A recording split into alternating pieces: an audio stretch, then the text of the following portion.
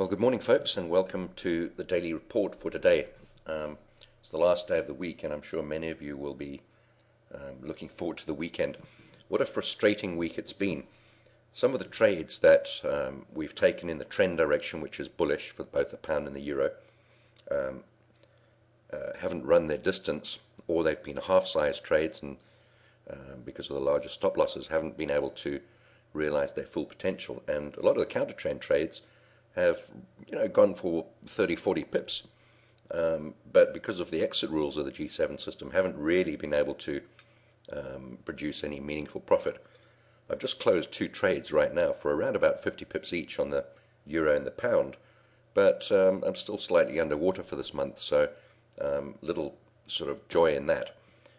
But let's have a look at what's going on, and I'm going to switch to the euro weekly chart right now, and it's really not a lot to comment about this, except for the direction is long for both the pound and the euro. And I want to point out a few interesting things which are going on as well at the same time, which have contributed to this pretty difficult trading period, really, overall, with very, very significant trends on some currencies and key levels that we've reached. But here's the euro weekly chart. You can see last week had a higher high, higher low, and there's no dispute about the direction of the euro being bullish. However, you'll notice on the weekly chart that the stochastic is very overbought and well above the 80 level on the euro weekly chart. And this is a fairly rare occurrence. And if I reset this, you can see the last time we were overbought was, in the middle of last year. And we were oversold at the beginning of this year. So these overbought and oversold conditions on the weekly chart don't occur very often. And often they do result in a reversal of direction. You can see there, for example, and here, where the euro reversed direction. Not so much there, but over here, an overbought situation and reverse direction. And there, for example. So not always, but often it results in a reversal of direction. We're very overbought on the euro, and if I put on the weekly Fibonacci retracement, you can see that we've actually moved above the 61.8% retracement, and perhaps we're heading up to 1.45. We're at 1.4-ish. I think we got up to 1.41. So it's possible that we could move another 400 pips higher. On the other hand, we're very overbought on the stochastic. So having said all of that, it's pretty interesting. And if we go back to the hourly chart, you can see there's been an opportunity once or twice to buy the euro on dips, but not very often. You can see we had a chance there which yielded 100 pips, but on a small position because the stop loss was quite big. So we had to cut the position size, and that's been about the only opportunity to buy the euro off the 200 period moving averages in any case since the 10th of September, and so more than a month ago. And you can see we've just moved upwards. We sold the euro yesterday somewhere around the top here. It's moved down, but again hasn't been a sustained move lower. Moved about 50 pips, and according to the rules of the G7 system, I've just closed because the last hourly candle closed above the high of the previous candle.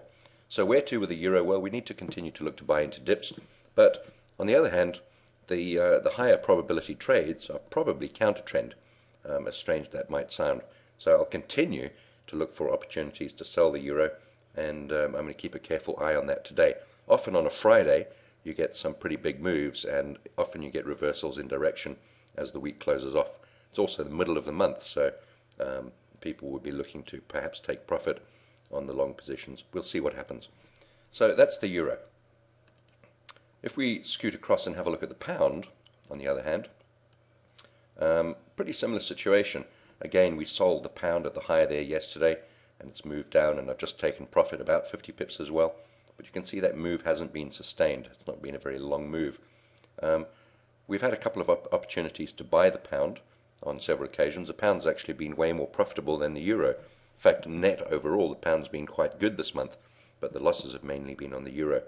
And you can see we've had some chances to buy into the dips, more so than the euro. There've been opportunities along here, and we've traded the pound both long and short. And by and large, most of the trades have run for a decent profit. We've had a few hundred pippers, and the 50 pipper yesterday, or closed out today. So same thing though, the pound's long for the week. Let's just have a look.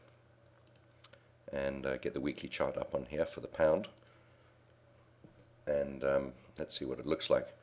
So if you have a look here, you can see again the pound is bullish. Last week was bullish. We had a higher high, higher low.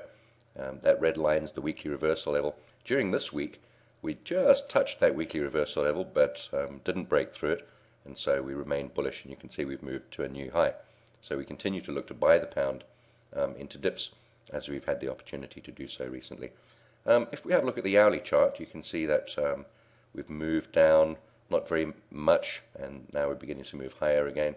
And just like the euro, I'll be looking for trades in either direction. If we can get a decent drop in the euro, the pound might follow, and we could get some good trades. And I need to carefully look at these currencies as the day progresses. Same story for the pound. It's the middle of the month, it's a Friday, often we get some good moves. What's causing some of the chaos in the market? And I want to show you two particular charts which will be of great interest to you. And the first one I'm put up is the dollar yen. And this is quite remarkable, really. There are two currencies which have been particularly interesting, and this is one of them.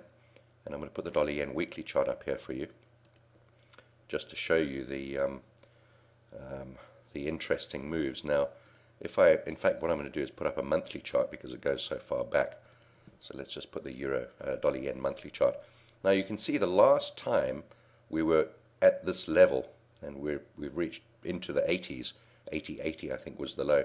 The last time we've been at this level was in fact in 1995, and it's only ever been there once. So we're at an extremely low level on the dollar yen, the lowest since 95. That's 15 years ago, and it's only ever been there once. So very interesting. Often there have been interventions by the Bank of Japan to prop this pair up.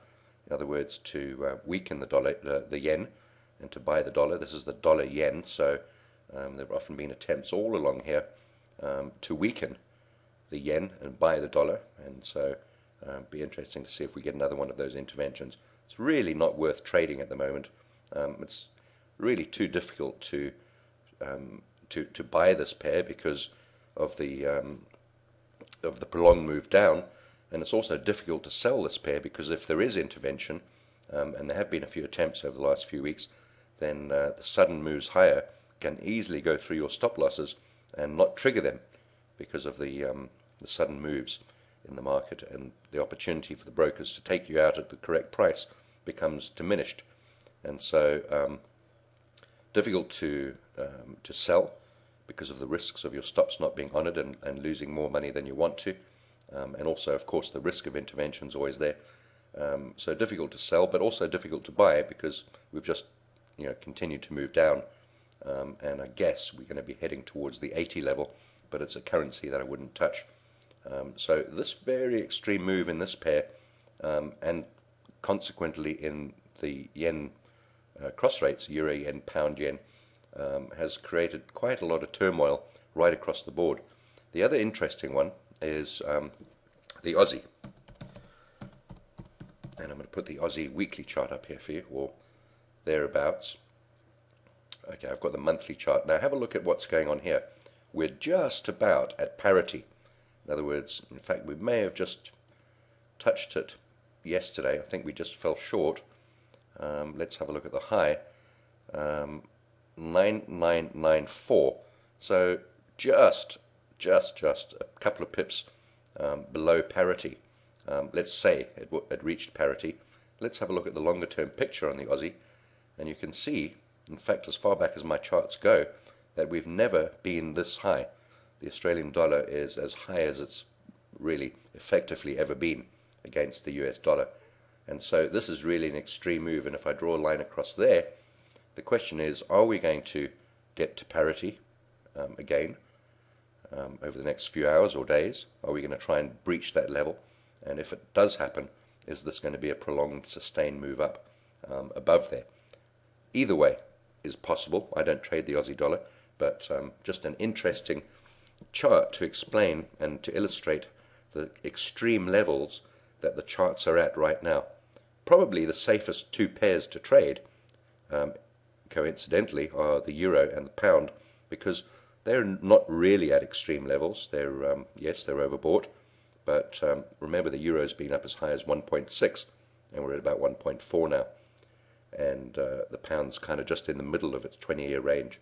But these two currencies, the Aussie dollar and the dollar yen, or those two pairs, should I say, are at extreme levels, and this will create a butterfly effect through the markets and create difficult trading conditions, with the euro and the pound probably being the easiest. So just an interesting set of circumstances right now, and perhaps more difficult to trade than normal. It's been a frustrating month because of these sort of factors and the factors that I explained earlier, and so I'm still hovering around about, well, just below break even for the month, and I'm hoping for a couple of good trades, perhaps today, perhaps in the second half of the month, to end up this month with a fair profit. It's been frustrating. It's been quite action-packed, quite a lot of trades, and a lot of losses. Most of them made up with big winners, and that's the whole point of trading, is to have tight stops and to let the winners run. And a whole bunch of losers that we've had, by and large, have been made up with the big winners. And thank goodness for stop losses, and thank goodness for the policy of letting profits run.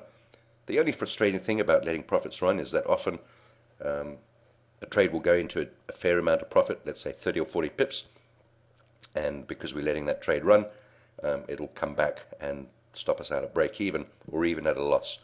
But it's still got to be done.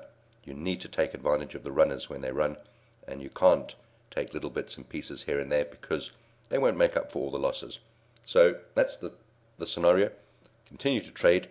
Might have to be a little bit more aggressive this month because of the moves, but make sure that when you have a loser, you stop it out for a small loss. When you have a winner, let it run, and don't get too frustrated by the repeated losses, as long as you pick up the slack with the big winners.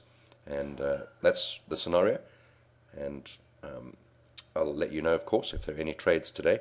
I'm hoping that there'll be some good ones. If not, so be it. We'll come back next week and look for some opportunities next week. So take care. Remember, these are difficult conditions, and so you need to be prepared for more losses than usual, but when you do take losses, make sure they're small. Don't be tempted to hang on to losing trades, and make sure that when you get a winning trade, you give it every opportunity to reach its full potential. We have a session on Tuesday as normal, and apart from that, have a great weekend, and let's see what happens today during the market time.